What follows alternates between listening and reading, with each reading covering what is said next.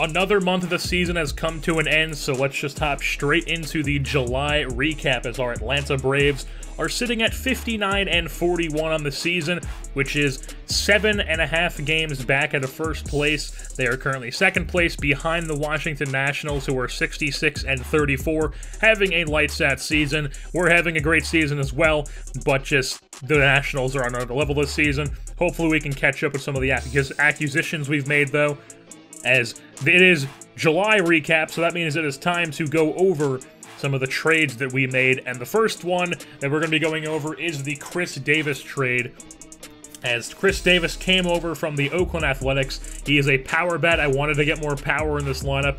He is the definition of a power bat. He's a corner outfielder. That's what I wanted to upgrade on as a power bat. And he's on a one-year deal, which is also something I wanted because I'm not going to be bringing Chris Davis back. We're getting that out of the way right now. He is not going to be re-signed next season. He is purely a rental to try and win this season.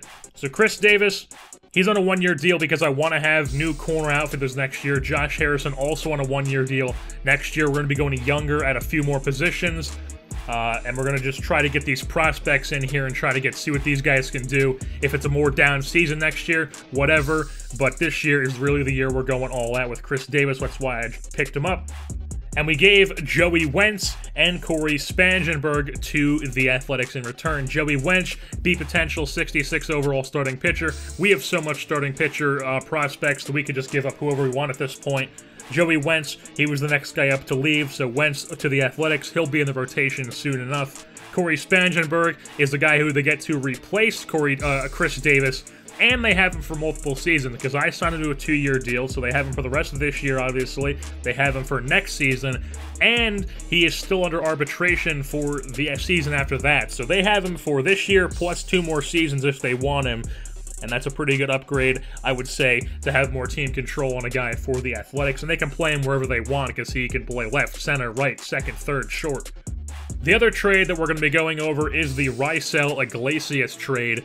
Iglesias, he was the closer for the Cincinnati Reds, who are just a bottom-of-the-barrel team. They're not a good team in this. They've never been a good team in this. And we gave them a prospect in return for a guy who is going to be a setup man for us this season, and he could possibly be our closer in 2020 as David Robertson. I signed him to a 1-year deal. He's getting up there in age. I might not want to bring him back next season. Probably won't bring him back next season. So Iglesias could be our closer next season, as he does have the rest of this season and then next season left on his contract. He's in the 3rd year of a 4-year deal. And then the guy we sent to the Reds was Christian Spoon. He is a B potential, 70 overall. I also know for a fact he's like an 88 B potential, so if he plays well, he's bumped up to an A. We gave them a pretty good prospect in return for Iglesias. Then there was also the Josh Hamilton trade we made, but there's really nothing to go over. He was just the guy to get a power bat on the bench. He's 37 years old, just going to be a rental for the season, not going to bring him back next season.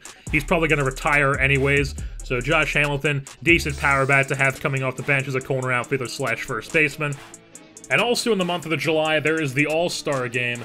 And since a lot of our stars were struggling heading into the All-Star Game, our All-Star this year was John Ryan Murphy, our catcher. He was one of 3 catchers in the National League. He hit .267, 10 home runs, and 34 RBIs so far. That's what got him on the All-Star team. Catchers, once again, it's a weak position for hitting. Murphy's a good hitting catcher, so we got in as a good hitting catcher.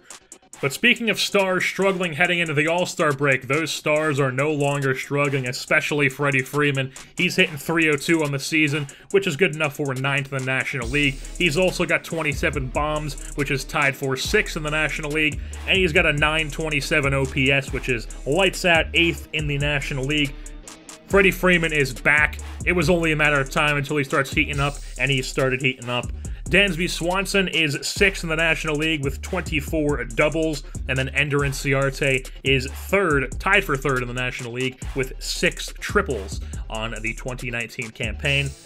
On the pitching side of things, there's Patrick Corbin, who is 2.26 ERA is no longer good enough for first in the National League. He's dropped down to second in the National League. Still pretty darn good from the guy, who I did not expect to be doing this for me. I thought he was going to be a serviceable lefty, but we got way more in return for Patrick Corbin. He also has only allowed 2 home runs the entire season, which is first in the National League. The second guy in the league, I think, has given up like 7, so he is on a ridiculous pace to give up a absurdly low amount of home runs.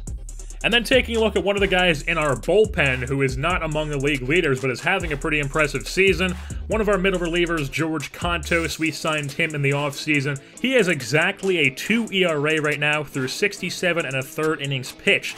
And the thing that's interesting about that is not only that he's being a good reliever, it's that George Kontos has not finished an MLB season with a ERA above 2 since 2013. He had like a 4.13 ERA in 2013, and then 2014, 2015, 2016, 2017, 2018, and now on pace to do it in 2019 with the Braves. He has a sub-3, a 2 ERA, somewhere in the 2s. That's a pretty impressive pace, if you do say so myself. He's a very consistent reliever.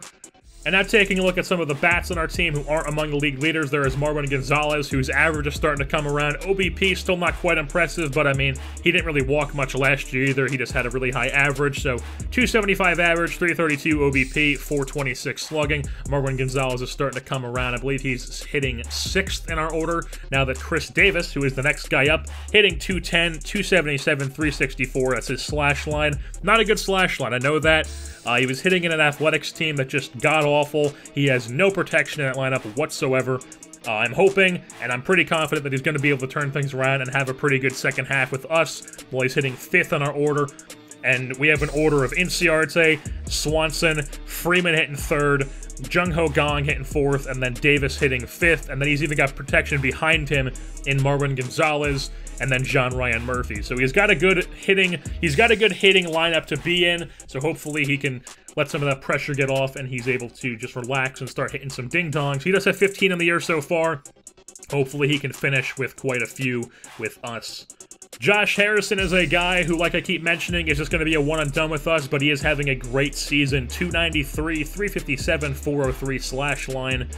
He was getting off to a very slow start, but he has turned things around quite a bit as a pretty good average and OBP to have for Josh Harrison as a right fielder for us. And then Josh Hamilton, like I mentioned earlier, there's nothing really to go over with him for his trade, but he is having a pretty darn good season as a, he was with the Rangers, so a, DH slash first baseman slash corner outfielder type guy, getting opportunities when he gets them. He has an 887 OPS in only 160 at-bats. He's got 11 home runs. He's slashing 287, 343, 544. That's a pretty darn good slash line. Like I said, 887 OPS is pretty darn near impressive for a guy who's 37 years old, and everybody just considered him to be completely done. All his skill is gone. Clearly it's not. He's good enough to be at least a power bat off the bench for us and get a spot start here and there. So Josh Hamilton, well, it'll be interesting to see what he can do in the National League, where he doesn't have the luxury of being a DH, but he is, despite being slow, he does have really good fielding and throwing stats, so hopefully that can make up for the fact that he is slow.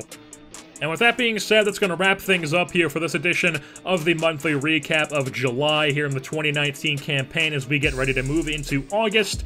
I've been your host, Jersey Born, and I'm saying goodbye. Push your seat back, the Ricky Henderson of rap. Jets hat underneath a little blubber, lot of six-pack.